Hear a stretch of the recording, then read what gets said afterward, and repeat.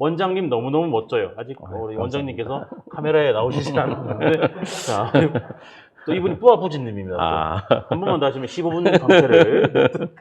농담이고요. 알겠습니다. 이제 강의를 진행을 하도록 하겠습니다. 임신과 출산 A to G 이것이 궁금해요라는 강의 주제로 부산 의대 졸업 메리놀 병원 산부인과 과장 역임, 대한산부인과학회 정회원, 대한폐경학회 정회원, 대한산부인과 내시경학회 정회원이시고요. 현재 광안자모병원 김재찬 병원장님을 여러분들의 박수로 모시겠습니다. 박수. 안녕하십니까. 안녕하십니까. 예. 안녕하십니까. 지금 딱 우리 병원장님께서 나오시자마자 300분 돌파를 할 것 같습니다.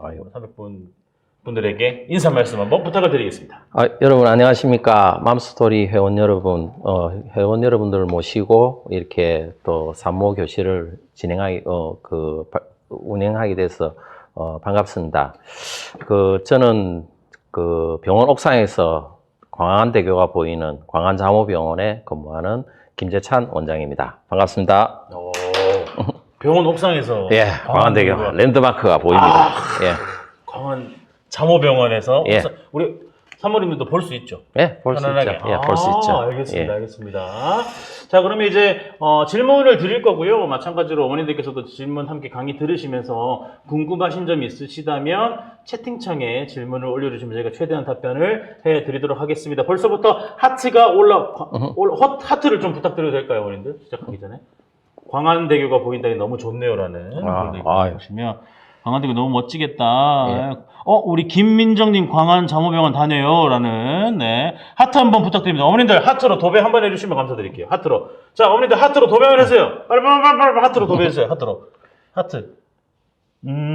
자, 하트로 이렇게 또 원장님 이렇게 기다렸다. 감사합니다. 고맙습니다. 예. 자, 하트 이렇게 속도처럼 질문도 많이 해주시면 감사를 드리겠습니다. 고맙습니다. 자, 그러면 첫 번째 질문 먼저 드려보도록 하겠습니다. 자, 또 요 질문도 가장 어머님들께서 궁금해 하시는 내용이 아닐까 생각을 하고요. 첫 번째 질문은 임신 초기 이것만은 꼭 조심해야 하는 것이 있다면 무엇이 있을까요? 예. 임신을 계획해서 하시는 분들도 있지만은 생각은 했지만 갑자기 온 선물로 받아들일 수 있는 분들도 계실 겁니다. 네네. 그래서 임신을 준비할 때에 평소에 이제 몸 관리를 하면서 준비하시는 분도 있는데 또 그렇지 못한 분들도 있습니다. 조금 몸 관리를 먼저 하실 것 같으면은 영양 상태의 밸런스를 좀 맞춰주는 게 좋겠죠. 네. 그래서 영양제나 이런 것을 복용하는 것이 필요할 것 같고, 그 다음에 요즘은 또 기호식품으로 술, 담배 뭐 이런 것들도 많이 여성분들한테 노출되어 있는 그런 음식이기 때문에 그런 것들도 이렇게 피해 주는 것이 좋을 것 같습니다. 제일 영양제 중에서는 제일 중요한 게 엽산인데요. 임신 초기는 엽산이고 임신 중후반기는 철분제제입니다. 네. 그 다음에 비타민 D가 또 요즘 많이 대두되고 있고요. 이렇게 이제 한 두세 개 종류의 기본적인 영양제가 있는데, 엽산 같은 경우에는 엽산이 결핍되면은 신경관에 관계되는 기형을 유발하게 됩니다. 그래서 기형을 유발하는 인자가 될 수 있기 때문에 엽산을 복용하는 것이 중요합니다. 엽산은 보통 하루 필요량이 한 600에서 800 정도 마이크로그램입니다. 네. 예, 단위가 마이크로그램인데 600에서 800 정도 필요로 합니다. 우리 보통 비임신 여성에서는 한 400 마이크로그램 정도 하루에 필요하지만은 임산부들은 조금 더 높여서 먹기 때문에 600에서 800 정도 필요하고요. 그리고 과거에 한번 임신을 앞에 했을 때에 신경관 결손증의 과거력이 있는 분들이 있습니다. 그것 때문에 아기를 실패하고 다시 임신을 하시는 분이 있는데, 이런 분 같은 경우에는 한 3개월 정도 임신하기 전부터 4,000 마이크로그램, 그러니까 4mg이 됩니다. 하루에 그렇게 복용해 주시면 됩니다. 엽산은 수용성 비타민이기 때문에 많이 드셔도 아무 관계가 없습니다. 그래서 뭐 딱 그 정도 드셔야 되는 것보다도 훨씬 더 많이 드셔도 크게 문제되지는 않습니다. 그 다음에 또 대표적인 게 우리 알코올인데, 술을 드시고 임신하신 분들이 많습니다. 의외로. 네.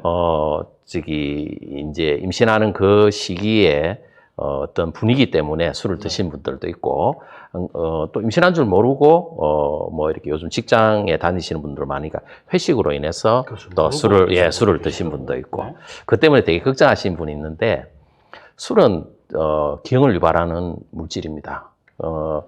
술은 발암 물질이면서, 기형을 유발하는 물질인데, 여기에서 한 가지 맹점이 있습니다. 용량하고 좀 관계가 있습니다. 그리고 얼마나 노출되느냐하고 관계가 있습니다. 그래서 첫 번째가 용량이고 두 번째가 얼마나 노출되느냐 하는 건데 얼마나 노출되느냐 하는 것이 더 중요합니다. 그러니까 예를 들어서 오늘 내가 회식이었는데 술을 조금 정말로 좀 흥청망청 곤드레 만드레 될 정도로 한 번 정도 마셨다. 평소에는 그렇게 안 마시는데 5분에 그렇게 됐다. 그런데 알고 보니까 그게 임신으로 연결돼 있었다. 이제 이런 경우에는, 상당히 걱정을 많이 하시는 분들이 많습니다. 정말 걱정하시죠. 그렇죠. 걱정 많이 하시죠. 근데 반대로 매일 나는 소주 한 잔이나 반 잔을 반주로 마시지 않으면 식사를 할 수 없다. 이런 여성은 많지는 않습니다. 네, 그렇죠. 그렇지만 그 두 개를 비교를 했을 때 누가 더 해로우냐 하면은 두 번째입니다. 계속 꾸준히 드시는 분. 예. 그래서 꾸준히 드시는 그 사모님은 없는 걸로 알고 있습니다.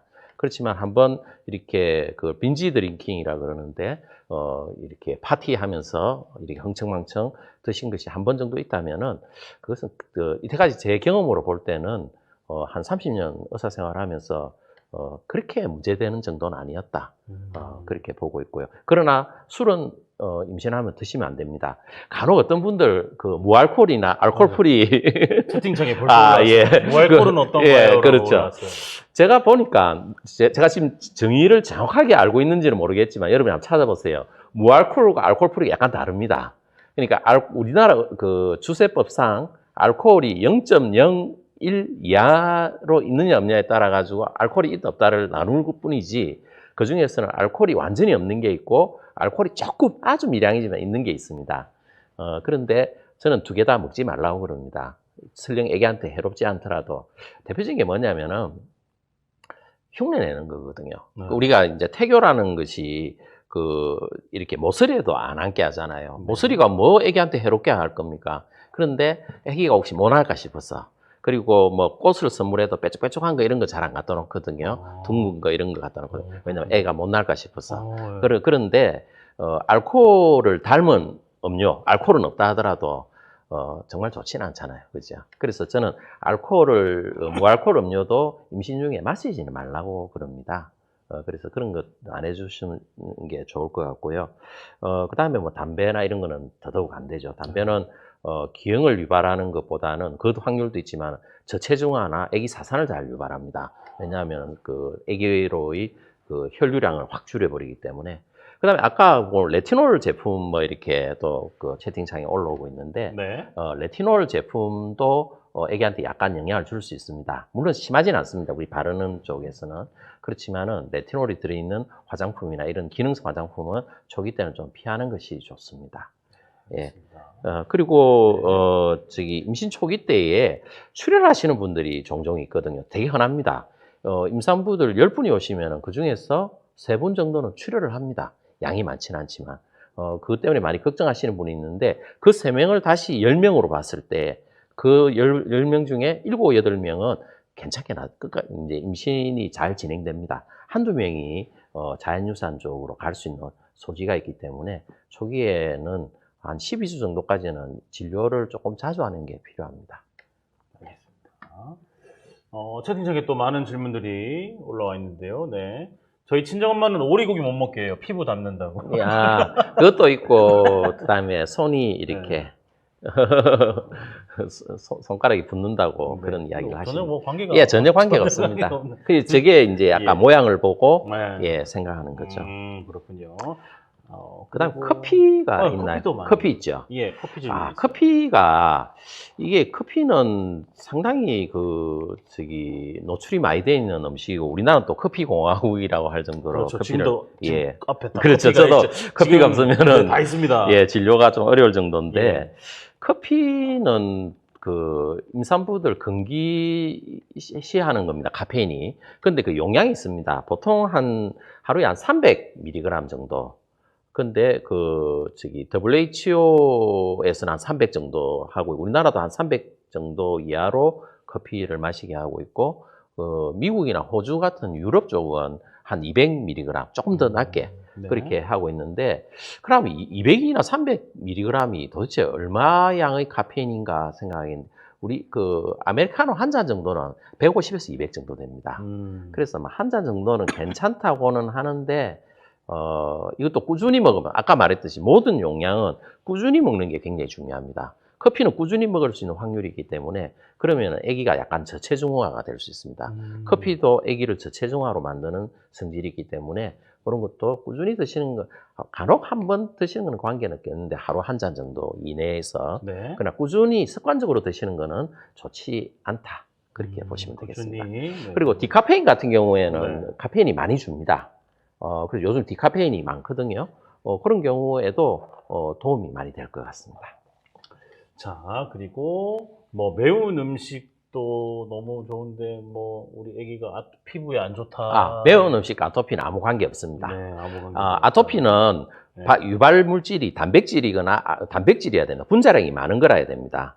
매운 음식은 캡사이신이나 이런 거는 그렇게 분자량이 크지 않기 때문에 아토피하고 관계 없습니다. 네. 초코우유, 초코우유에도 카페인 생분도 많이 함유되어 있다고 해서. 네, 초콜릿에 카페인이 조금씩은 있습니다.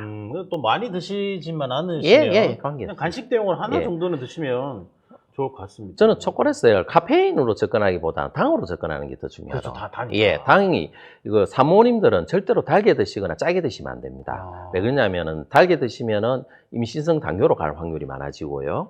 그다음에 짜게 드시면 임신 중독증, 임신성 고혈압으로 갈 가능성이 많아집니다. 그래서 그 두 음식은 짜거나 단 음식은 피하고 조금 약간 심심한 쪽으로 드시는 게 중요합니다. 알겠습니다. 아까 매운 거 여쭤보신 분이 너무 감사하다고. 예. 이제 매운 엽떡 시키려 주문하실 것 같은 느낌이. 네. 예. 그리고 그리고 노노 커피 말고 녹차나 홍차 왜 커피보다 녹차나 홍차를 조금 더 추천하느냐 하면은 이 카페인의 성질이 조금 다릅니다. 수용성으로 녹차나 홍차에 있는 카페인이 약간 수용성이고 좀 우리 몸에 흡수되는 율이 좀 떨어집니다. 녹차나 홍차에도 카페인이 있습니다. 예. 알겠습니다. 그러면 두 번째 질문 드려볼게요. 임신 중 예방 접종 어디까지 맞을 수 있나요? 라는 질문. 요즘 질병에 대한 접근이 예방학적인 접근이 상당히 중요시되고 있습니다. 그래서 어떤 병을 걸리기 전에 미리 컨트롤하는 건데 코로나 사태를 겪어봐서 아시겠지만 코로나 우리 앓고 있을 때에 제일 먼저 바랬던 것이 예방접종 언제 나오나. 네, 그렇죠. 맞아요. 예방접종이 지금 나와가 있는데 이제는 사람들이 좀 옛날만큼 그렇게 열심히 맞으려고 하지 않고 있죠. 그렇죠. 예방접종에 대해서 또 안 좋게 생각하는 것들이 예방접종에 부작용이 있다는 이런 것 때문에 그런데 예방접종에 대한 부작용은 약간 우리 일반 의약품에 대한 접근 방법하고 다릅니다. 왜 그러냐면은 의약품은 내가 어떤 질병이 있어가지고 그것을 치료하기 위해서 먹는 약이기 때문에 부작용이 있다 하더라도 그걸 감내하고 먹는 그런 쪽이기 때문에 어느 정도 부작용이 있어도 그 약을 인정해 줍니다. 그렇지만은 예방접종은 내가 아프지 않는데 맞는 거기 때문에 전혀 부작용이 없는 쪽으로 하는 것을 원칙으로 하고 있기 때문에 좀 더 부작용이 조금 있어도 되게 예민하게 반응을 합니다. 우리 먹는 약 같은 경우에는 부작용 어느 정도 있어도 가령 코로나 예방접종 같이 그 정도 빈도로 있으면 굉장히 좋은 약입니다. 그래서 약간 접근 방법이 다르다는 거 이해해 주시고, 이 예방접종은 아까 말했듯이 질병이 생기지 않게 하기 위해서 하는 건데, 이 임산부는 또 임산부 특이성 때문에 아기하고 관계된 어떤 문제점을 해결하기 위해서 예방접종이 필요합니다.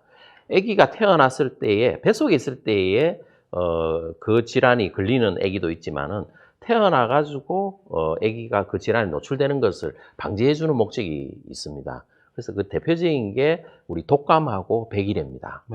독감과 백일해는 아기가 태어나면은, 한 3, 4개월 이내에 노출이 되면 걸릴 수가 있습니다. 우리 같은 경우에는 독감이나 백일해에 대해서 어느 정도 면역력이 있고 또 저항력도 있기 때문에 그렇게 심하게 앓지 않은데 애들은 되게 심하게 앓을 수 있죠. 그래서 거기에 대한 예방접종을 미리 하는 것이 중요합니다. 예방접종은 어떤 기전이냐면, 예방접종을 하게 되면은, 예방접종을 했던 예방접종을 하게 되면은 우리 몸에 항체가 생기는데, 그 생긴 항체가 태반을 통과합니다. 태반을 통과해가지고 애기한테로 넘어가는데, 그것이 한 4주 정도 필요합니다. 그러니까 우리 보통 코로나도 예방접종을 하고 나서 바로 면역이 안 생기고 4주, 5주 있다가 생긴다는 거는 알고 있지 않습니까? 네. 대부분이 우리 예방접종을 하면 한 4, 5주 뒤에 항체가 생기는데, 그 생긴 항체 중에서 이뮤노글로빈 G라는 게 있습니다. 그 G가 상당히 분자량이 작기 때문에 넘어갑니다. M은 넘어가지 않고요. 그래서 네. G가 넘어가가지고 아기에 대해서 항체를 생기기 때문에 아기가 태어나서 백일해나 그 다음에 독감 같은 것을 예방하는 데 도움이 되고요. 그 다음에 또 그거는 아기를 위해서 그렇게 하는 거고요. 그 다음에 산모님의 건강을 위해서 또 예방접종하는 것이 있는데, 그것이 뭐냐면 A형하고 B형 간염입니다. 네. A형, B형 간염은 어린아이들, 그러니까 그 성장기에 있는 소아애들이 종종 잘 걸립니다. 그런데 그 애들이 걸리면서 생기는 간염의 심한 정도, 중정도와 어른이 됐을 때 걸리는 중정도가 완전히 다릅니다. 어른은 A형, B형을 앓게 되면은 심하게 앓고 그 다음에 간염, 간경화, 간암으로 이행될 확률이 있습니다. 특히 B형이 더 심하고요. A형은 또 음식으로 전파되기 때문에 우리 동남아나 이런 쪽에 여행을 가서 또 그쪽 음식을 한번 먹어봐야 되겠죠, 네, 그죠? 길거리 음식인 스트리트 푸드를 드시게 되면은 대부분 A형 간염에 걸릴 확률이 많아지게 됩니다. 네. 그래서 이런 것들 때문에 A형 간염과 B형 간염은 예방접종을 하는 게 좋고, 임신 중에도 가능합니다. 그거는 임신 출산 후에도 해도 되고, 그거는 두 개의 옵션이 있습니다. 그러나 아까 말씀드렸던 독감과 백일에는 임신 중에 맞아야 됩니다. 애기한테 항체를 넘기기 위해서. 그리고 A형 간염 같은 경우에는 우리나라 30대 여성 같은 경우에는 제가 장담하건대 80% 이상이 항체가 없습니다. 30대, 40대 초반. 네. 왜 그러냐면은 A형 간염은 아까 말했듯이 음식으로 전파되기 때문에 성장 과정에서 우리 흔히 그 골목에서 놀면서 흙 파묻고 놀면은 자연적으로 항체가 생깁니다. 그런데 지금 한 30대에서 40대 초반의 성인들은 성장 과정이 좀 우리나라 경제 발전이 되고 있는 상태에서 했기 때문에 적어도 길거리에서 흙 파묻지는 않았을 겁니다. 그래서 항체가 안 생기고, 둘째는 그때가 막 이제 우리나라 좀 발전하려고 하는 방향이었기 때문에 예방접종의 이 범주 내에 B형은 있었는데 A형이 아직 들어가지가 않았습니다. 그래서 A형 예방접종도 안 하고 또 성장 과정이 깨끗하게 성장하셨고, 그렇죠. 그래서 항체가 없습니다. 제 같은 경우에는 좀 흙을 먹고 자란 세대라서 예방접종을 안 해도 저는 뭐 모르겠습니다. 예. 항체가 생겨 있습니다. 선생님 흙을 못 먹어서 그렇군요. 황토기 의외로 건강합니다. 이게 농담입니다. 자, 그리고 세대생에 또 답변해 주시는 동안 질문이 많이 올라와 있어서 한번, 독감을 맞으면 열이 오를까 봐 무섭다는 분이 계시네요. 혹시 열이 올랐을 때 우리 애기에게 혹시 뭐 이렇게 그렇죠. 지장이 가지 않을까? 예방접종 후에 예방접종에 있는 보조제 이런 걸로 인해서 우리가 열이 발생될 수 있습니다. 독감 자체의 열보다는 백신의 보조제 때문에 열이 발생될 수 있는데, 임산부가 열이 나면 조금 걱정이죠, 그죠? 그래서 타이레놀을 드시면 되겠고요. 보통은 임신 그래서 저희들 예방접종은 임신 초기부터 가능은 하지만은 임신 12주 정도 지나면, 그냥 3개월 정도 됩니다. 그 정도 지나면 예방접종이 가능하고, 열이 있으면 타이레놀을 드시면서 열을 떨어뜨려주면 됩니다. 알겠습니다. 또 조소영님, 혹시 지금 흙 먹어도 안 생기겠죠? 주사를 맞으면 되죠. 예, 흙 먹는 것보다 주사를 맞는 게 낫겠습니다. 왜 흙을 좋아하는지. 어머니 알겠습니다. 조소영님, 지금 드시면 안 되고 그냥 주사 맞으시면 돼요. 흙 드시지 마시고. 네. 자, 그리고 열나면 그리고 100일이 좋다면 할머니, 할아버지 필수인 거예요? 라는. 여기에 어떤 거냐면은, 아까 아기한테 항체를 넘겨주기 위해서 100일을 맞는다고 그랬죠. 그래서 산모님은 매 임신 때마다 100일을 맞아야 됩니다.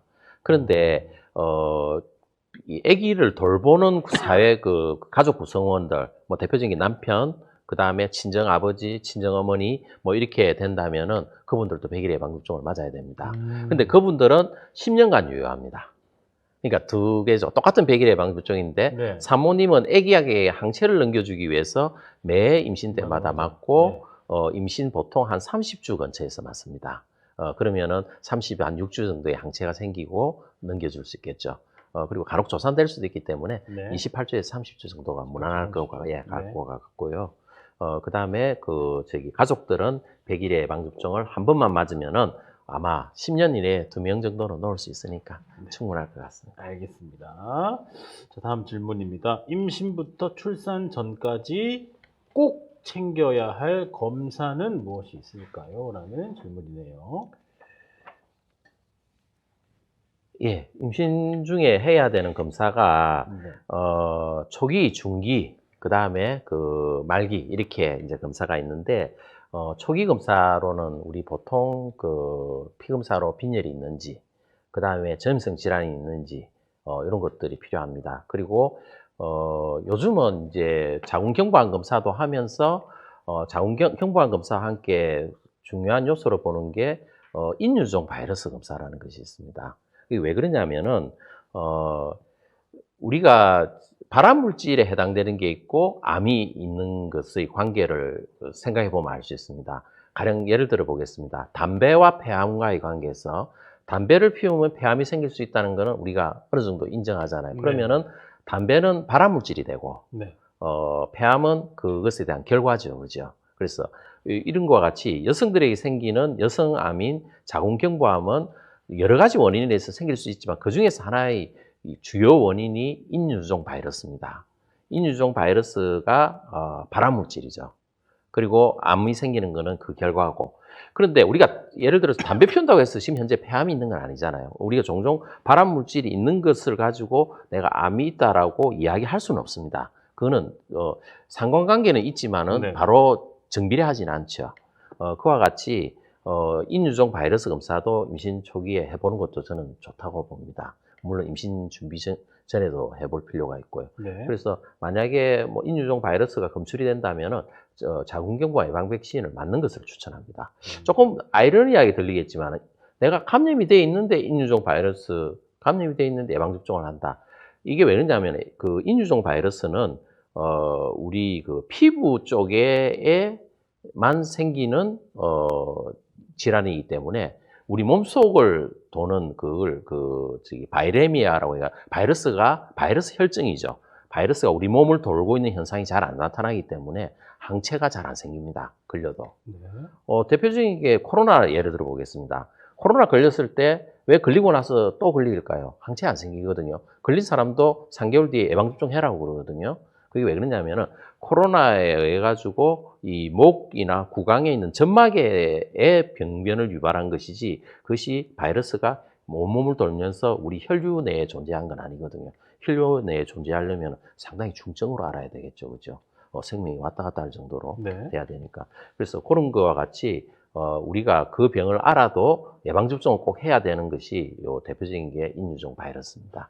그래서 인유종 바이러스 백신은 딸들을 키우고 계신 분이라면 맞는 게 좋고 산모님들도 비임신 상태에서는 맞는 게 좋습니다. 임신 중에는 맞지는 않습니다. 간혹 모르고 임신 중에 노출됐던 분들은 제가 이때까지 조사해 본 바로는 크게 문제는 일으키지 않지만 지금 현재까지는 임산부한테 안정성을 허락한 건 없습니다. 네. 예. 알겠습니다. 예. 그리고 우리 아까 말씀드린 A형, B형, C형과 같은 그런 네. 간염 검사를 하게 되고요. 그다음 에이즈 검사나 매독 검사를 하게 됩니다. 에이즈는 간혹 있어요. 간혹 있습니다. 그래서 상당히 좀 의료진들도 좀 겁이 나죠. 근데 많지는 않습니다. 그리고 매독이 있는데 매독은 일정 빈도로 있습니다. 애기한테 기형을 유발하고요. 그리고 매독은 한번 걸리면 영원히 피검사에 기록이 남습니다. 그래서 매독이 다 완치돼도 계속 검사에서는 나타나기 때문에 마치 우리 전과자 같은 그런 느낌을 주기 때문에 그런 것도 주의하셔야 됩니다.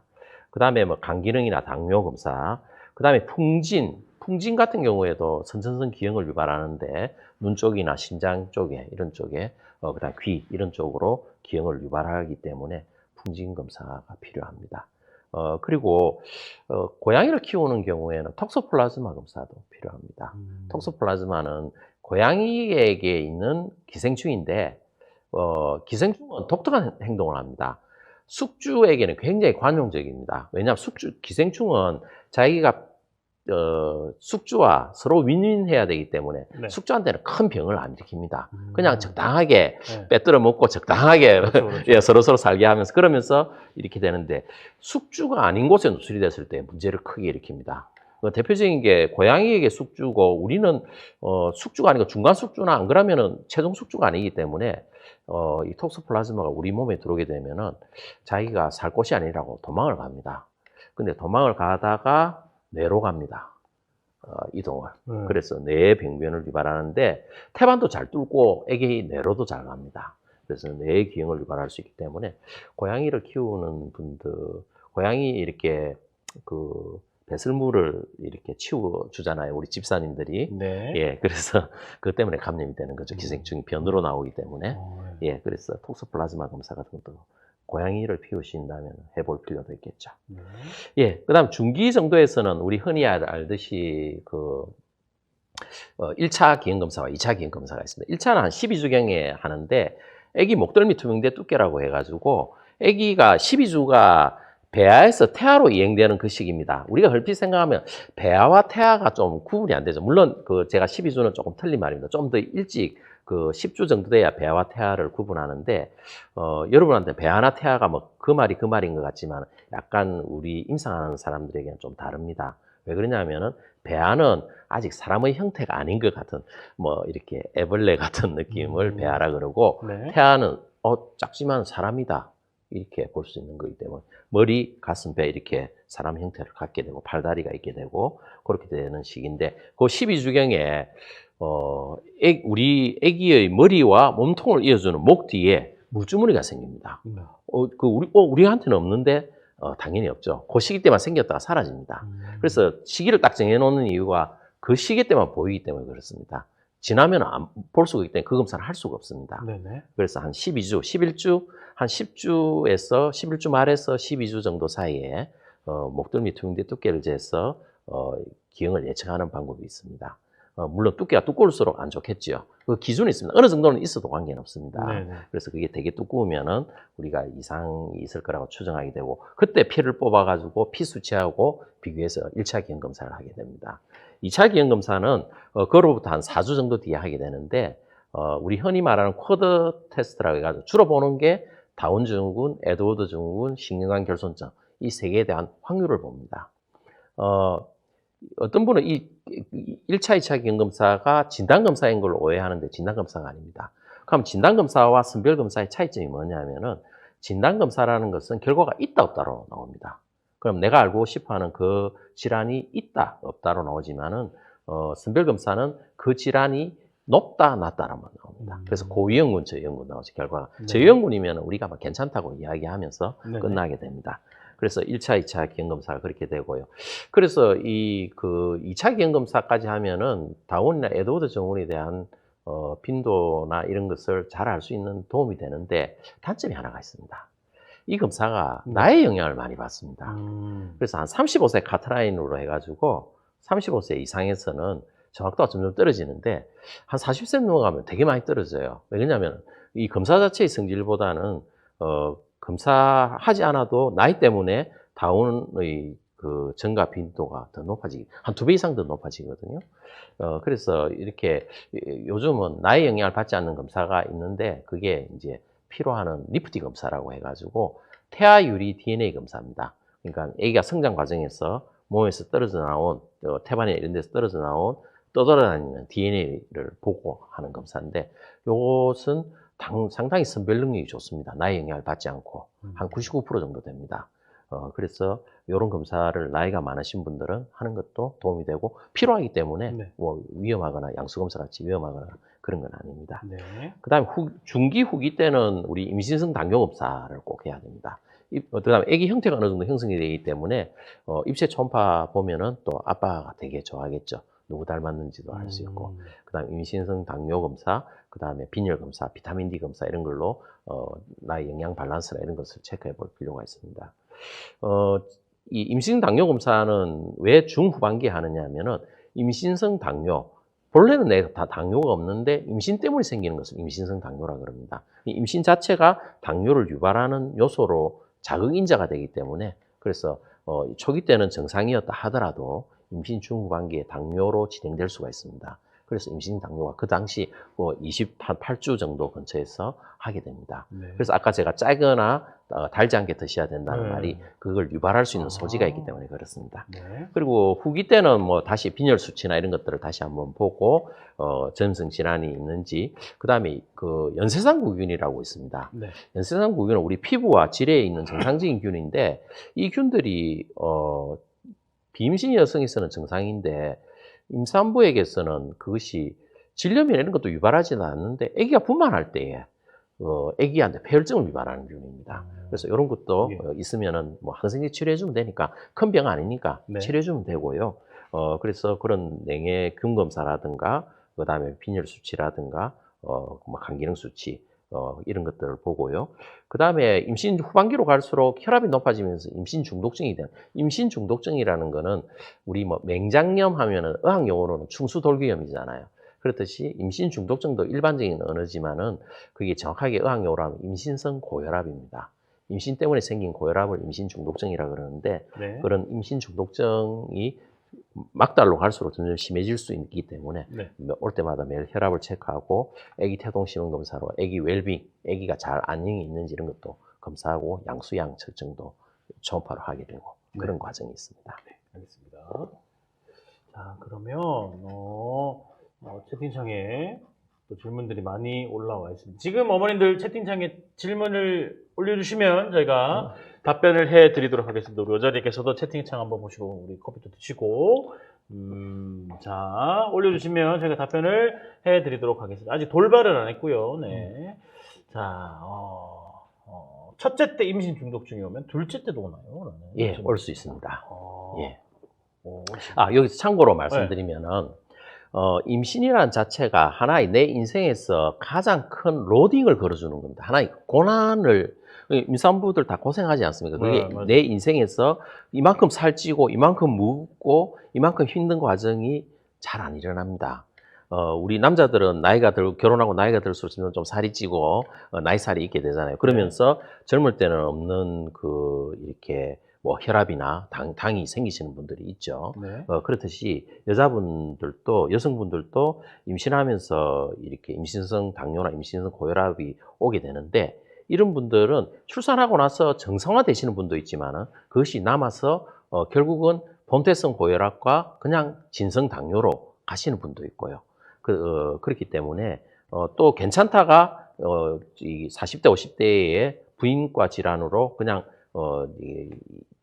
당뇨라든가 고혈압이 오실 수 있는 분들도 있기 때문에 젊었을 때에 임신 중에 임신성 당뇨나 임신성 고혈압이 있었다면 내가 혈압이 높아지는 인자와 그 다음에 당이 될 수 있는 인자를 조금 갖고 있구나.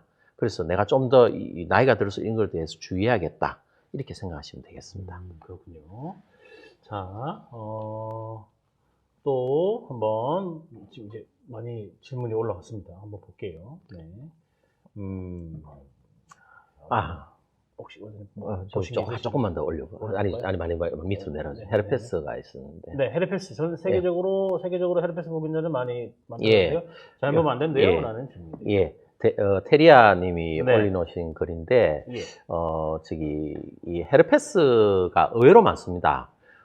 헤르페스는 입술 헤르페스가 있고, 그 다음에 성기 헤르페스가 있는데, 입술 헤르페스는 더더욱 많습니다. 우리 피곤하고 이러면은, 뭐 이렇게 며칠 당직 쓰고 이러면은 입술에 물집 생기시는 분이 많거든요. 근데 성기 헤르페스가 있는 분이 있습니다. 피곤할 때. 똑같습니다. 물집 생기고 헐고 하는 건 똑같는데, 성기 헤르페스와 입술 헤르페스는 바이러스가 종류가 다릅니다. 그러니까 4,000벌 정도 됩니다. 약간 다릅니다. 우리 뭐 사자, 그 다음에 호랑이 같은 비캣이지만 다르지 않습니까? 사는 지역도 다르고. 그래서 헤르페스이기는 하지만은 다릅니다. 그런데 성기 헤르페스가 있는 사람은 주의해야 되는 게 내가 임산부인데 임신을 했는데 헤르페스가 생겼다. 그건 아무 관계 없습니다. 시간 지나면 없어지고 한 일주일, 2주 고생하면 사라지거든요. 네. 근데 내가 아기를 낳아야 되는데 헤르페스가 있으면 제왕적이어야 됩니다. 이게 밑으로 분만하기 좀 곤란합니다. 왜냐하면은 헤르페스가 성기 쪽에 생겼을 때에 아기를 오늘 낳아야 되는 뭐 오늘 진통이 배가 아파가지고 오늘 아기를 놓는 과정이라든가 안 그러면 양수가 터지고 오늘 아기를 낳아야 되는데 헤르페스가 성기 쪽에 있다. 그러면은 그 헤르페스가 워낙 작기 때문에 내진하시는 산부인과 선생님들도 모르거든요. 본인만이 압니다. 본인이 따가우니까. 그래서 본인이 헤르페스가 생겼다고 이야기를 하고 제왕절개를 하셔야 됩니다. 왜냐하면은 헤르페스가 있는 상황에서 아기가 분만됐을 때 아기의 사망률 50%나 됩니다. 예, 아기가 헤르페스에 감염되기 때문에. 예. 그렇군요. 꼭 우리 말씀을 해주셔야 된다는 점. 네. 자, 조곤조곤 설명 잘해주셔서 집중이 잘 되네요. 라는 또 말도 있고요.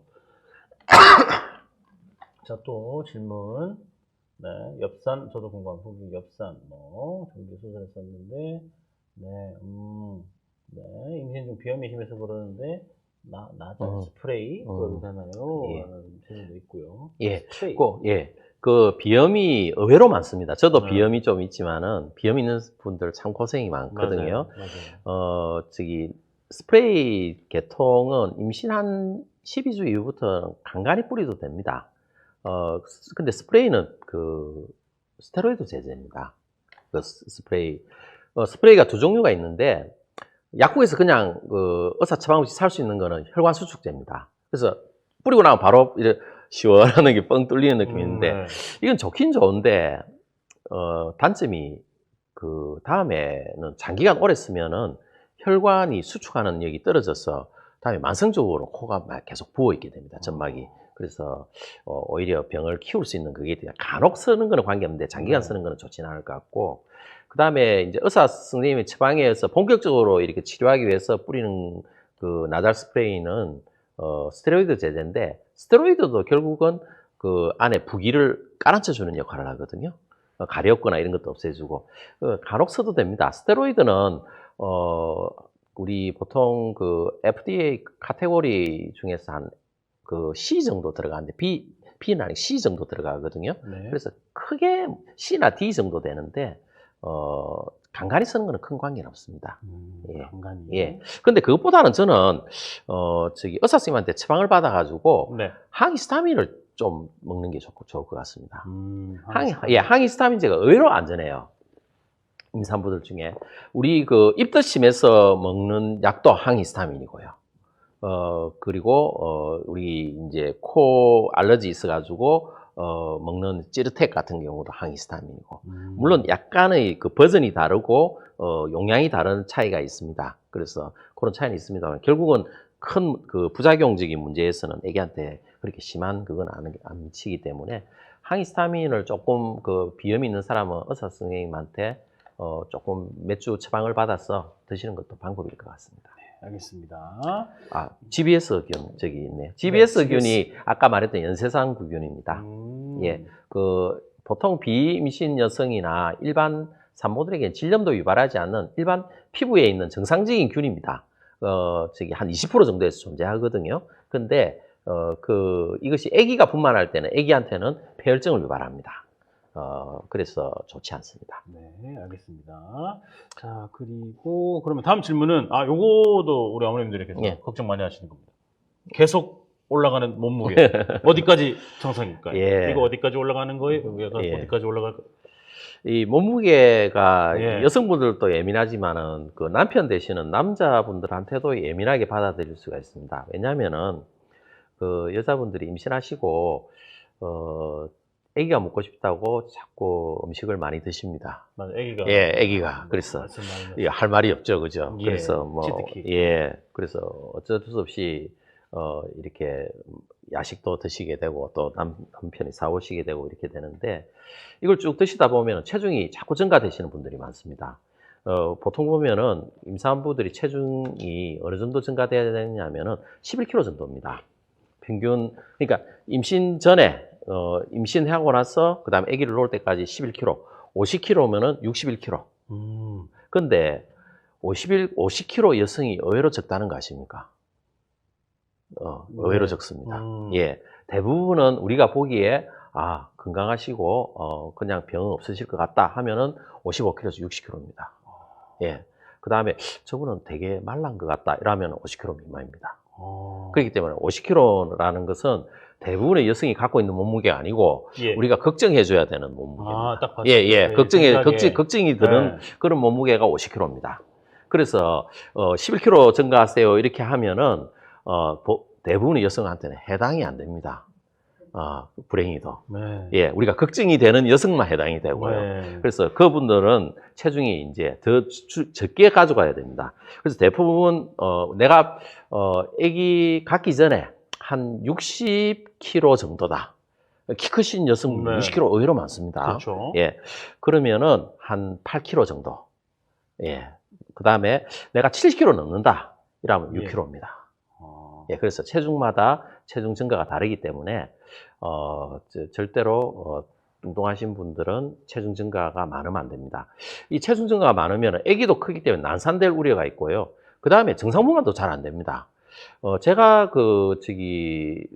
결혼하고 나서 살이 한 10년 정도 지나니까 한 10kg 이상 쪘어요. 네. 그래서 결혼 반지를 끼고 싶어도 못 낍니다. 이게 호수가 안 맞아가지고. 예, 과거 이야기입니다. 네네. 그래서, 이제 반지를 늘리기 위해서 반지 하는 검은방에 갔습니다. 근데 그분이 제가 알지 못하는 이야기를 하더라고요. 10kg 쪘죠? 이렇게 하는 거예요. 네. 그래서 어떻게 아십니까? 내 체중을 어떻게 알고. 그런데 그분이 1호수 넣을 때마다 10kg래요. 예.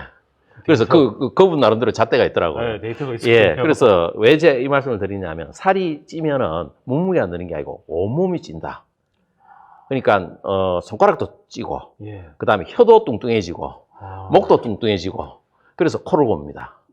살이 찌면은. 발바닥에도 살이 찌고. 예, 살이 찌고. 그래서 커지지 않겠네요. 예, 이제 본론적으로 우리 산부인과적으로 가면 질 쪽에도 찝니다.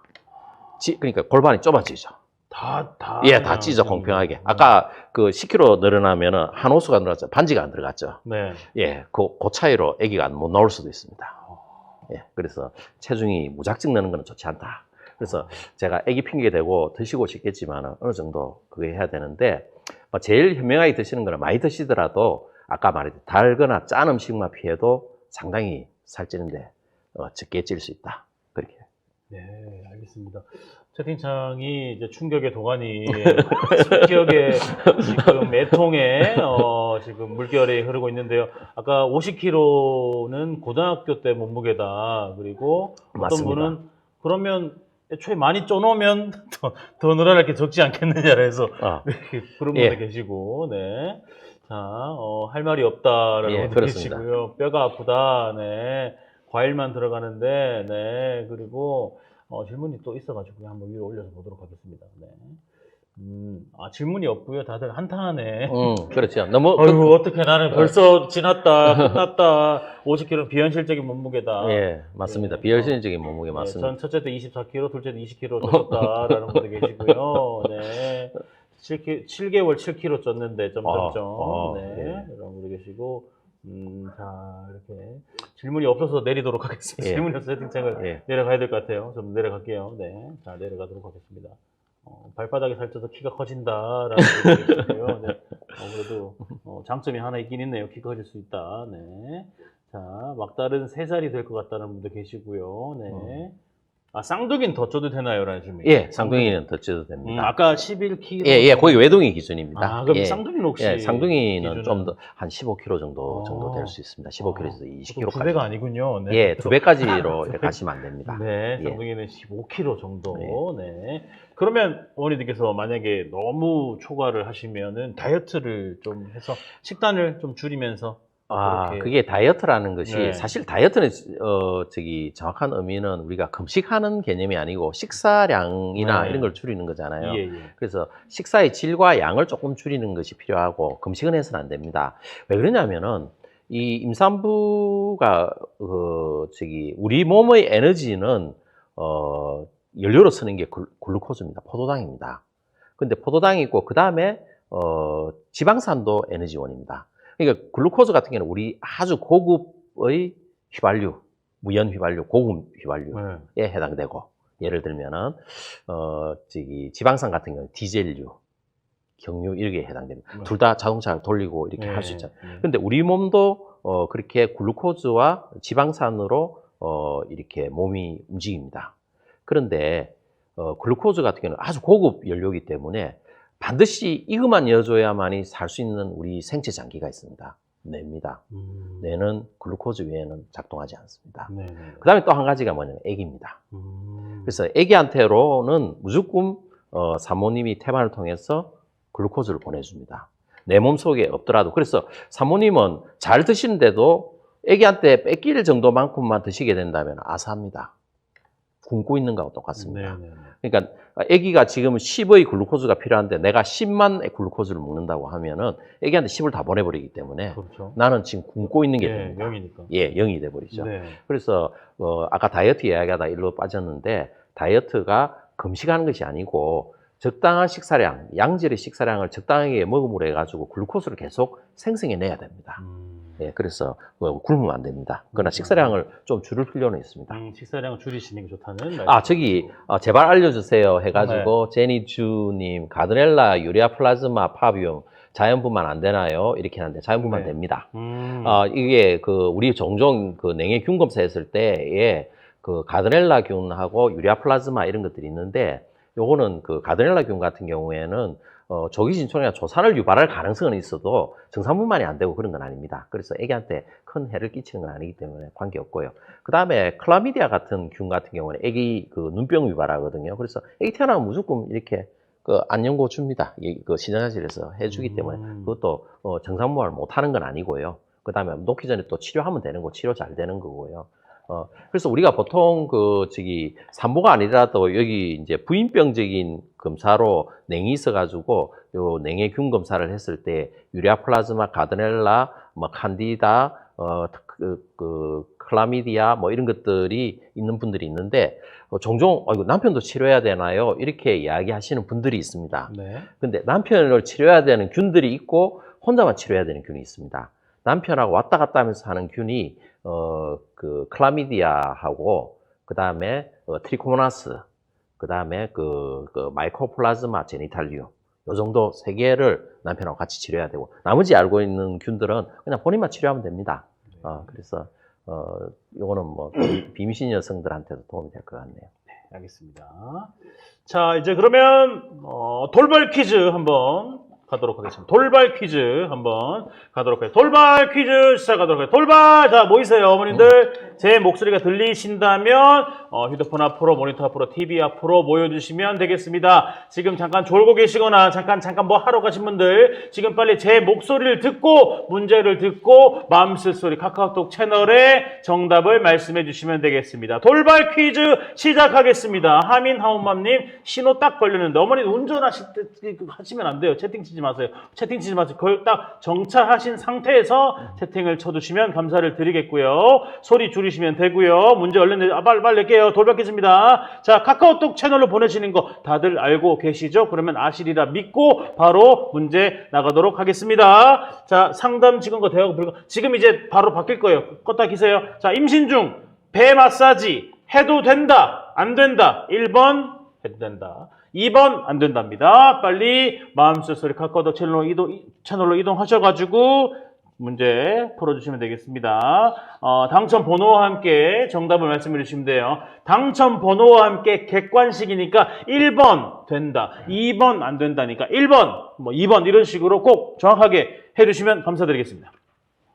이제 열립니다, 어머님들. 이제 열릴 거예요. 이제 한번 껐다가 키세요. 네, 껐다가 키세요. 네. 틀려도 됩니다. 맞춰도 되고 편하게 풀어주시면 되겠습니다. 자, 임신 중 배 마사지 해도 된다 안 된답니다. 해도 된다 안 된다. 네, 자, 2번 안 된다 이렇게 해도 되고 1번 된다 이렇게 해도 되고 편하게 하시면 됩니다. 네, 자, 된다 안 된다 시간 안에만 제가 종료라고 외치기 전에만 카톡을 보내주시면 돼요. 본인의 번호는 꼭 적으셔야 돼요. 본인이 7번이시면 10번이시면 10번 하고 1번 된다, 2번 안 된다 꼭 적어. 근데 이 번호가 없으면 안 돼요. 알겠죠? 당첨 번호를 꼭 적어 주셔야 된다는 거 부탁드립니다. 1.5번은 없어요. 하지 마세요. 1.5번은 왜 그러시죠? 네. 1.5번은 하지 마세요. 네. 일이 안 없어집니다. 저희가 읽어드릴 수가 없어요. 지금 어머님들 채팅만 지금 1000개 넘게 왔다고 합니다. 1000개를 저희가 어떻게 읽습니까? 읽을 수가 없어요. 왜? 매니저님은 한 분이기 때문에 1000명을 볼 수가 없어요. 그러니까 일자는 안 앞서서 저희가 답장을 안 드린다는 점 이해 부탁을 드릴게요. 네. 답장이 안 가요. 답장이 안 갑니다. 네. 지금 왜냐하면 아까 출석 체크할 때도 한 번 보내시면 되는데 답장이 안 오니까 우리 어머님들께서 이거 출석된 거예요? 된 건가? 됐나? 물음표? 됐나? 이렇게 얘기 한 분이 한 5개씩 보내시면 지금 400분 보고 계시잖아요. 벌써 2000개가 왔습니다. 채팅, 카카오톡이 2000개 나왔어요. 살려주세요. 그래도 여기 지금 돌발 퀴즈에 1000개 포함하면 총 오늘만 3000개 카톡이 왔답니다. 그러니까 조금 부탁드립니다. 알겠죠? 자, 임신 중 배 마사지 해도 되나요? 1번 된다, 2번 안 된답니다. 지금 빨리 맘스터디 카카오톡 채널로 이동하셔가지고 풀어주시면 감사를 드리겠습니다. 자, 그러면 빠르게 마감을 하도록 하겠습니다. 빠르게 마감할게요. 5초 뒤에 마감할게요. 5, 4, 3, 2, 1 마감하겠습니다. 자, 원장님 임신 중 배 마사지 해도 된다? 안 해도 된다? 1번인가요? 해도 된다? 된다? 안 된다? 뭔가요? 예, 여기 그 댓글에 쭉 나와 있는 것 같이 두 분 다, 그러니까 두 답이 다 맞습니다. 예, 왜냐하면은 어떤 분은 지금 조기진통이나 이런 것 때문에 마사지 안 하는 게 맞다고 돼 있고 어떤 분은 또 터살 방지를 위해서 해야 된다라고도 돼 있는데 둘 다 맞습니다. 둘 다 맞다. 예, 상황에 따라서 될 수도 있고 안 될 수도 있죠. 보통 임신 초기 때에 보통 우리가 초기를 한 이제 3개월 이전이라고 보는데 그 임신 주수에 대해서 우리 의사 선생님들이 그리고 의료진들이 몇 주 하는 거하고 일반 사람들이 몇 주 하는 개념이 좀 다르거든요. 임신은 우리 9개월 7일만 아기를 놓습니다. 10달은 음력입니다. 그러니까 한 달을 28일로 계산한 음력에서 10달이 되는 겁니다. 예, 그래서 뒤에 8개월, 9개월, 10개월로 갈수록 3씩 하게 되면 거의 한 달 이상, 그게 한 3주 이상이 더 붙게 됩니다. 네, 그래서, 우리 보통은 임신 40주면은 47, 28, 280일 만에 아기가 나오고, 그리고 그것이 임신 양력으로 계산하면 9개월 7일이고, 그 다음에 음력으로 계산하면 10달이라고 그럽니다. 그러니까 한 3주 정도 양력과 음력의 차이가 있죠. 그리고 이 임신 주수에서 우리가 4주입니다. 이 말 잘 알아요. 보통 한 5주부터 주는데 4주가 생리 예정일입니다. 그래서 4주라는 개념이 오늘 생리를 하는가 안 하느냐에 따라서 4주가 될 수가 있고 안 될 수가 있죠. 그리고 5주부터는 생리 예정에서 한 1주 정도 지났을 때이기 때문에 보통 임신 한 5주 정도면은 앞에 한 3주 정도는 가짜입니다. 우리 태어났을 때 아기 1살 주듯이. 그래서 임신 주수에, 그래서 어떤 분은 임신 5주입니다라면 5주 전에 임신한 걸로 오해를 하는데 5주 전에는 마지막 생리 시작한 날입니다. 예, 그래서 그 날짜가 가짜로 들어있다는 거 이해해 주시고요. 그래서 임신 3개월, 보통 한 12주 정도 이전에 배를 강하게 문지르거나 이런 쪽은 안 좋겠지요. 초기에 유산율이 좀 있기 때문에. 그래서 성관계나 이런 것도 피하시면 좋겠고요. 근데 임신 중후반기 정도 되면은 우리가 관리해야 되는 게 턴살 관리가 있죠. 예, 한번 살이 트게 되면은 다시는 안 돌아옵니다. 색깔은 옅어질지 몰라도 그것은 계속 남게 됩니다. 평생 남게 되거든요. 근데 임신선이라고 해가지고 임신 때문에 생겼던 착색됐던 색깔은 없어집니다. 배에는 없어집니다. 유두에 생긴 임신 색깔은 안 없어집니다. 그래서 착색되는 부위에 따라서 없어지는 부위가 있고 안 없어지는 부위가 있고, 배에도 턴살이 처음에는 붉게 돼 있다가 나중에 색깔이 옅어지면서 흰색으로 변해가지고 남아있게 되죠. 그래서 턴살 방지를 위해서 이렇게 마사지를 해주는 것이 턴살 예방에도 도움이 됩니다. 물론 100% 도움되는 것이 아니라는 건 아마 여성분들 다 알 겁니다. 우리 얼굴 마사지 한다고 다 좋아지는 거 아니지 않습니까? 그렇죠? 그래서 그러나 이렇게 턴살 크림을 바르고 이렇게 관리를 해주는 것이 중요한데, 여기에는 한 가지 또 중요한 게 아기에 대해서 태담을 해주면서 이렇게 발라주게 되면은, 또 아빠가 이렇게 마사지 해주면서 발라주게 되면은 좋은 관계가 유지될 수 있습니다. 아기는 양수 안에 있기 때문에 들리는 소리가 약간 다릅니다, 우리하고. 우리 혹시 수영장에서 잠수해서 수영장에 웅성웅성거리는 소리를 들어본 적 있습니까? 그 웅성웅성거리는 소리가 밖에 나왔을 때와 소리가 다르죠. 네. 예, 그냥 뭔가 둔하면서 저음 형태로 웅성웅성거리는 이게 무슨 자본같이 이렇게 들리죠. 이 소리를 애기들이 좋아합니다. 그래서 애기들이 애기들 재우는 방법 중에 이 전기 청소기를 하면은 잘 잔다는 이야기가 네. 있는데 그게 그 소리하고 비슷합니다. 백색 소음으로. 예, 예. 그래서 이 뱃속에 있을 때에 평소에 엄마 배를 통해서 들려왔던 외부의 소리를 듣는 것이 그하고 유사하기 때문에 그래서 적당하게 배를 이렇게 사랑스러워하는 마음으로 마사지 해주면서 애기와 대화하고 이렇게 한다면은 그런 마사지는 충분히 좋죠. 그래서 뭐 조기 진통이 있거나 조산이 있어가지고 지금 굉장히 그 병원에 입원해서 조심해야 되는 사람이 마사지 하는 거하고는 개념이 다릅니다. 그래서 마사지는 경우에 따라서 해주는 것이 좋고 좋은 그 엄마와 아기의 라포를 형성하는 데 도움이 되고 어떤 문제가 있을 때는 뭐 하지 않는 것이 좋다. 네. 그렇게 보고 그다음에 그 배 마사지도 있지만 유방 마사지도 우리 그 여성분들 많이 합니다. 임신 전에 유선 발달이 되면서 젖이 아플 때가 많으니까 그때도 적당하게 마사지 해주는 건 좋지만 유두를 지나치게 자극을 하게 되면은 진통이 올 수 있기 때문에 그런 것도 경우에 따라서 주의할 필요가 있습니다. 알겠습니다. 그래서 돌발 정답은 둘 다 맞다. 네, 둘 다 뭐 상황에 따라 다르다라는 예, 말씀을 해주셨고요. 이제 다음 질문입니다. 임신 중 사랑해도 될까요? 올바른 부부 관계는? 예. 라는 질문입니다. 참 이게 딜레마인데 이 대부분의 성행위의 시발점이 남성에게 있습니다. 왜냐하면은 여성분들은 안 했으면 좋겠죠. 어쨌든 안 했으면 좋겠는데 남자분들이 계속 요구할 수밖에 없는 그런 상황이죠. 10달 동안 거의 관계가 없을 수도 있고, 네. 그 다음에 또 부인이 보기에도 남편의 이 건강도에 따라서 이렇게 해결을 해줘야 되는 그런 경우가 있는데.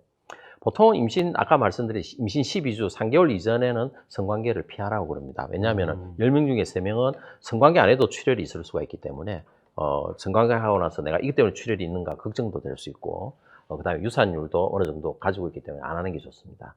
12주 이후부터 어느 정도 안정기에서는 해도 됩니다. 관계는 해도 되는데 근데 여러 가지 좀 문제점이 있습니다. 너무 깊게 삽입하면은 자궁에 무리를 주기 때문에 안 되고요. 그 다음에 자궁 경부 길이가 짧으신 분은 전혀 관계를 하셔서는 안 됩니다. 그 다음에 질내 사정을 해서도 안 됩니다. 왜 그러냐면은 남성의 정액에 프로스타글란딘이라는 물질이 있는데 이 물질은 진통을 유발하는 물질입니다. 그래서 질내 사정이 진통을 유발할 수 있고요. 그 다음에 지나친 유두 자극도 진통을 유발할 수 있습니다. 그래서 관계가 차떼고 포떼고 이런 관계입니다. 그래서 굉장히 제약이 많습니다. 그래서 슬기롭게 하셔야 됩니다. 뭐 다행히 채팅창에 뭐 모든 아버님 남편분들이 네. 남편분들이 피한다고 나는 남편분들이 도망을 간다는 분들 계시고 예. 남편이 도망간다라는 분들 계시고 남편분들이 조심스러워서 예. 이제 다 그렇죠. 네, 요걸 안 하신다. 예. 안 피하고 그게 안 제일 하는, 좋죠. 네, 그렇게 해서 네. 임신인데 전혀 생각이 안 나요라는 네. 분도 계시고 네. 예, 그 임신 뒤에 전혀 생각이 안 나는 건데 여자 쪽이고 이게 남자 쪽은 좀 다를 수가 있습니다. 아기가 늦게 나오면 아빠 주사라고 해서 예, 저런 이야기가 있었습니다. 맞아, 아빠 예, 주사, 이게 맞는 말은 아빠 아닌데, 내진 뭐 이렇게, 예. 양수를 터주겠다는 신념으로 저렇게 하시는 분들이 있습니다. 그건 혹시 뭐 관계가 있나요? 진짜 아닙니다. 정말? 조금 위험할 수 있습니다. 예, 뭐 틀린 것들은 아닌데, 예. 조금 위험할 수 있습니다. 잘 터져야 되는데. 알겠습니다. 네. 둘째도 무섭다고 피해요. 남편이 참고 있어요. 라는 분도 계시고, 아기한테 눈치 보이나 봐요. 라는, 네. 알겠습니다. 이렇게 했고, 이렇게 저희가 또 질문이 뒤에 많은데, 예. 꼭 우리 원장님께서 요거는 답변을 꼭 해드려야겠다 하는 혹시 질문이 있으실까요? 꼭 어머님들께 요 예. 부분은 전달을 꼭 해드리고 싶다. 제일 중요한 것 같다라고 생각하시는 부분이 파트가 있으시다면, 저희가 답변을 예. 해드리도록 하겠습니다. 출산이 임박할 때에, 예. 언제 이제 병원에 가야 되나, 이런 것들이 있죠. 그죠? 결국은 이제 36주 이후부터 40주로 가면서, 아기가 조금씩 처지면서, 이 출산 임박했을 때에 병원 갈 준비는 다 해놨는데, 언제 가야 되는가, 이런 것들이 있는데, 제일 진짜 중요한 게 진통이 있어야 됩니다. 진통이 있어야 되고, 두 번째는 양수가 터지. 여기서 두 개가 동시에 일어나야 가는 것이 아니고 둘 중에 하나만 있어도 됩니다.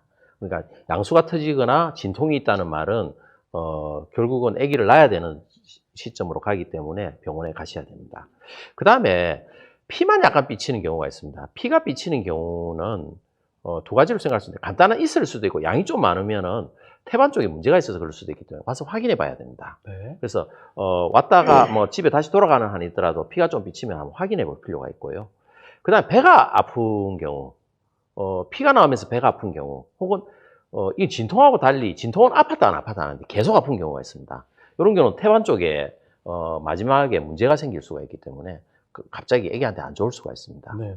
그래서 그거는 병원에 와서 한번 확인해 봐야 됩니다. 진통은 아팠다 안 아팠다 합니다. 그래서 항상 내가 숨 쉴 수 있는 시간을 줍니다. 근데 복통은 계속 아픕니다. 예, 왜냐하면 그 문제가 해결이 안 됐기 때문에. 네. 예, 그래서 그런 것들이 필요하고 그 다음에 그 출산할 때에 우리가 종종 이제 좀 불편해하는 것들이 있습니다. 네. 의외로 여자분들이 불편한 게 뭘까요? 뭐가 있을까요? 불편하시죠? 상상을 못 해봤죠. 네, 저는 예. 뭐 하나도 몰라가지고요. 예. 일단 먼저 관장을 합니다. 관장이 뭐 해로운 건 아닌데, 예. 관장을 합니다. 그래서 뭐 종종 우리 변비인 사람들 관장을 하지 않습니까? 그죠? 네. 관장을 하고, 두 번째가 제모를 합니다. 세 번째가, 회음부 절개를 넣습니다. 그러니까 애기 나오는 그 외음부 쪽을 이렇게 가위로 절개를 하는 걸 회음부 절개라 그럽니다. 네. 이 세 개가 좀 불편할 수도 있고요. 저도 산부인과 수련의 과정에서 30년 전에 이제 처음 산부인과 의사를 시작할 때에 아기를 받을 때 바로 받을 수가 없죠. 일단 옆에서 계속 지켜보면서 네. 견습을 해야겠죠. 그죠? 그때 선배 의사 선생님이 회음부 절개를 넣는 걸 보고 되게 충격을 받았습니다. 겁이 납니다. 가위로 쫙 찢어버리니까, 그죠? 그래서 겁이 나는데, 이런 것들이 왜 필요한가 이런 것들을 제가 조금 설명드리겠습니다. 먼저 이 관장은 되게 힘든 건 아닌데 왜 그러냐면은 아기가 나올 때 변도 같이 나옵니다. 그래서 분위기 되게 안 좋습니다. 왜 그러냐면은 이 질과 그 다음에 항문은 거의 같이 붙어 있습니다. 네. 그리고 그 통로가 거의 같습니다. 층마다, 그러니까 2층, 3층, 1층, 2층일 뿐이지 통로만 다를 뿐이지 같이 있습니다. 그래서 아기 머리가 크다랗게 해가지고 밑으로 쭉 나오면은 위아래로 쫙 팽창해가지고 벌리면서 나오겠죠. 그러면 아래쪽을 우리 치약 짜듯이 쫙 짜게 됩니다. 그러면은 변이 나옵니다. 그래서 사모님이 처음 느껴보는 이 아기를 놓는 감정을 어떻게 표현하냐면 똥이 나올 것 같아요. 그렇게 표현을 합니다. 네. 그런 감정이 있고 실제로 그렇게 느낍니다. 그러면서 똥도 나옵니다.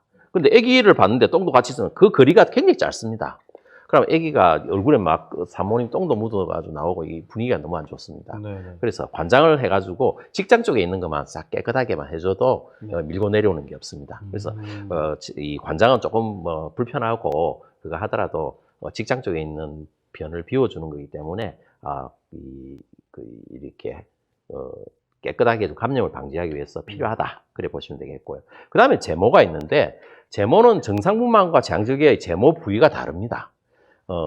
이 정상분만 같은 경우에는 회음부라고 해가지고 항문과 그 다음에 외음부의 아래쪽 2분의 1, 아래쪽 3분의 1만 면도를 합니다. 그래서 위쪽에 우리 대부분의 업무는 위쪽에 있습니다. 그래서 그쪽에는 손대지 않고 아래쪽만 하기 때문에 회음부 절개를 위해서 감염 방지를 위해서 그렇게 하고요. 근데 재앙절개를 할 때는 알다시피 우리 팬티 라인을 통해서 이렇게 절개가 들어가기 때문에 그쪽에 있는 이 업무가 없어야 됩니다. 왜냐하면은 그게 있으면 감염이 되는 수가 있거든요. 그래서 제모를 하게 되는데 그쪽을 제모하게 되면 거의 다 제모를 했다고 볼 수가 있겠죠. 그래서 재앙절개와 정상분만의 제모의 범위가 다르다. 그렇게 보시면 되겠고, 회음부 절개는 종종 우리 인터넷상에도 자연주의 분만이라고 해서 회음부 절개를 안 엮고 분만하는 경우를 이야기하는데 여기에는 생각해 봐야 되는 것이 있습니다. 왜냐하면은 우리가 100명의 산모님을 분만했을 때 거의 80% 이상이 회음부 절개가 저절로 됩니다. 절개를 안 엮어도 자기 스스로 찢어집니다. 그러면 한 10%에서 15% 정도 되는 분이 너무 골반이 좋았어. 외음부가 신장력이 너무 좋았어. 그냥 회음부절개가 거의 없는 상황에서 아기를 놓을 수가 있습니다. 그런데 이분이 누군지를 알 수가 없어요. 그건 놔봐야 합니다. 근데 벌써 일은 벌어지고 나서 알게 되는 거잖아요. 네. 그런데 대부분은 퍽 찢어지면서 이거 회음부절개를 해야 되는데 벌써 아기 머리가 나오면서 이렇게 창호지 찢어지듯이 착 찢어져 버립니다. 그렇게 되면은 회음부절개를 안 였다 하더라도 결국은 꾸밀 때에 복원할 때에 미래하지가 않습니다. 그래서 회음부절개는 두 가지 목적으로 합니다. 반드시 기억해야 되는 건데요. 아기 머리가 보이고 분만할 때까지를 분만이기라고 그럽니다. 그 분만이기를 단축시켜 줍니다. 아기 머리가 보이고 아기가 나올 때까지 시간이 제법 걸립니다. 마치 그 낚시할 때 입질하는 것 같이 물 것 같은데 안 물는 것 같이 아기가 나올 것 같은데 나올 것 같은데 안 나옵니다. 이 머리는 네. 계속 나올 것 같이 이러면서 계속 그 자리에 있거든요. 그래서 그때 회음부절개를 이어줌으로 해가지고 분만이기를 단축시켜 주면서 산모와 아기가 힘든 것을 방지해 줍니다. 그 다음에 두 번째는 뭐냐면은 회음부절개를 이었을 때에 이 상처가 한 줄 방향으로 깨끗하게 되기 때문에 복원이 깨끗합니다. 그래서 이것을 복원을 미리하게 해준다고 그럽니다. 굉장히 미용적인 면이 있죠. 그래서 네. 회음부절개를 안 엮고 아기를 받은 사람들 그러니까 제가 레지던트 초기 때에 보통 한 60대, 50대 이렇게 산모 환자분들이 오셨을 때에 부인과 질환 오셨을 때 밑에 드레싱하면서 보면은 집에서 아기를 놓으신 분들이거든요. 네. 그런 분들은 밑에 막 엉망으로 되어 있습니다. 그런 것들을 볼 때 그것만 딱 봐도 이 사람 집에서 나고 바로 우리가 집에서 아기 놓으셨네요 이렇게 하면 맞다고 그러거든요. 그래서 그런 것들 때문에 그래서 두 가지 목적 때문에 회음부절개를 아기 나오기 전에 미리 였는 이유는 누가 이것이 얼마만큼 찢어질 건가 미리 예견할 수가 없다. 놓고 나서 찢어진 것을 보게 되기 때문에 그래서 10% 정도에 해당되는 분도 미리 회음부절개를 이어서 할 수는 있겠지만은 8, 90%를 회음부절개 어차피 그 사람은 찢어지기 때문에 이어주는데 분만이기와 그 다음에 회음부절개 부위를 미리하게 하기 위한 두 가지 목적으로 회음부절개를 엮는다. 그렇게 보시면 되겠습니다. 알겠습니다. 자, 벌써 어머님들 시계를 한번 보시겠어요? 벌써 3시 뭐 훌쩍 1시간이 지났습니다. 더 많은 또 질문을 드리고 답변을 들어보고 싶지만 시간 관계상 예. 혹시 또 뭐 마지막으로 하실 말씀 있으신지? 우리가 이 분만장에서 이루어지는 이 분만의 방법을 보면은 우리 뭐 흔히 르바이에 그 다음에 라마즈 뭐 이런 분만들을 보게 되면 인터넷에서 조금만 검색해 보면 알 수 있고 그 다음에 네. 공부 분만을 준비하시는 분들은 다 알고 있는 내용이거든요. 우리가 보통은 이제 라마즈 같은 경우에는 이 사모님이 아기 놓을 때까지 아까 말씀드렸듯이 배가 아프다고 해가지고 바로 아기를 놓는 게 아니고 초산인 경우에 보통 한 8시간 정도 소요가 됩니다. 그래서 아침에 입원하면 저녁에 아기를 놓는데 그 상황 속에서 가족분만실에서 우리가 분만을 준비하게 되거든요. 그때 진통을 계속하게 됩니다. 그때 진통할 때에 이 진통을 이겨내기 위한 방법이 라마즈입니다. 그러니까 호흡법으로 진통이 올 때에 사모님이 호흡을 하게 되는데 영화 같은 거 보면 우리 흔히 볼 수 있는 특이한 산모들 하는 호흡이 있죠.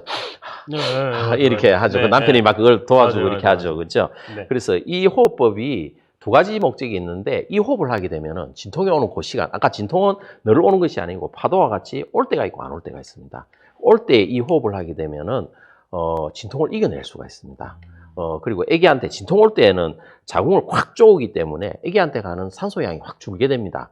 물론 걱정 안 하셔도 되는 게 이때 아기는 견딥니다. 네네. 우리 수영할 때도 아프 이렇게 하듯이 아기도 그 안에서 탁 쪼을 때는 숨을 잠시 안 쉬었다가 풀어주면 또 숨을 쉬고 이렇게 하는데 그때에 쪼을 때에 좋은 산소를 많이 공급하기 위해서 라마즈 호흡 그걸 계속 호흡을 시킵니다. 그래서 아기한테 좋은 산소를 많이 공급하기 위해서 호흡을 하게 하는 호흡법, 그 다음에 진통을 어느 정도 완화시켜주는 호흡법, 이것이 라마즈입니다. 그래서 그걸 하게 되고 그 다음에 르바이에는 아기를 놓는 그 과정, 이제 아기가 막 나옵니다. 나왔을 때 아기한테 어떤 환경을 제공해 줄 건가, 이것이 조용하고 막 우리 드라마 같은 거 보면 막 소리 지르고 막 남편 머리 이렇게 잡아당기고 이런 분위기로 아기 놓는 거 아닙니다. 아기 굉장히 조용하게 놓습니다. 그리고 아기는 나오자마자 아기도 안 웁니다. 조용하게 이렇게 받아가지고 탯줄을 달고 있는 상태에서 엄마가 안고 이렇게 시간을 갖는 이런 과정이 필요하거든요. 이게 그 르바이의 분만입니다. 그리고 이 과정을 남편이 도와줘야겠죠. 둘라로서 역할을 해주는. 이 모든 과정이 우리 이제 자원분만이라고 해가지고 저희 그 광안자모병원에서 하는 분만의 방법인데 분만 중에 진통 중에 라마즈 방법과 그 다음에 분만 과정 속에서의 르바이어 분만 환경 그리고 그 과정을 전체적으로 남편이 입회해서 도와주면서 정신적 지지자가 될 수 있는 둘라 네. 이런 역할을 하는 자원분만을 하고 있고 저희 병원의 가족분만실은 또 뭐 다른 병원하고 비교해서도 굉장히 크고 이 분위기가 되게 좋습니다. 그래서 이런 가족분만을 행할 수 있는 좋은 환경이기 때문에 네. 만약에 뭐 부산에 계신 분이라면은 네. 저희 병원 오셔서 분만하는 것이 복되지 않을까 그렇게 생각합니다. 그렇군요. 자모병원에서 자원분만을 함께 할 수 있다는 말씀. 또 마지막으로 또 이제 마무리 멘트를 이렇게 인사 마지막으로 예. 하시기 전에 한번 부탁을 드리겠습니다. 아이고 이렇게 긴 시간 또 이렇게 회원님들과 이야기 나눌 수 있어서 정말 즐거웠습니다. 준비한 거는 많은데 또 이렇게 다 할 수가 없네요. 시간이 부족해서. 네, 다음에 뭐 또 그렇죠. 기회가 된다면 이게 뭐 한 번으로 끝나겠습니까? 네. 뭐 다음에 여건이 되면 또 좋은 이야기를 갖고 이야기해 보겠습니다. 혹시 부산에 계신 분들은 오다 가다 병원 들러서서 1층에 카페도 있으니까 커피 한잔 하고 가시고 그 다음에 멀리 계신 분들은 광안리 놀러 오시면 한번 지나가다가 들르시면 좋겠습니다. 예, 알겠습니다. 감사합니다. 그리고 너무 좋은 시간이었다. 예, 건강하시고 네. 예, 행복하십시오. 감사합니다. 알겠습니다. 우리 어머님들 채팅창에 하트로 도배 한번 쫙 올려주시면 감사드리겠습니다. 광안자모병원 화이팅이라는 글도 자모병원 좋아요. 좋은 말씀 감사합니다. 원장님 감사합니다. 좋은 말씀 감사드립니다. 하트로 도배 한번 많이 빠르게 한번 빠르게 부탁드립니다. 빠르게 아까보다 더 빠르게 처음보다 더 빠르게 아까보다 속도가 더 빠르죠. 야. 고맙습니다. 우리 원장님 보내드리면서 광고 보고 오겠습니다. 수고하셨습니다. 감사합니다. 감사합니다.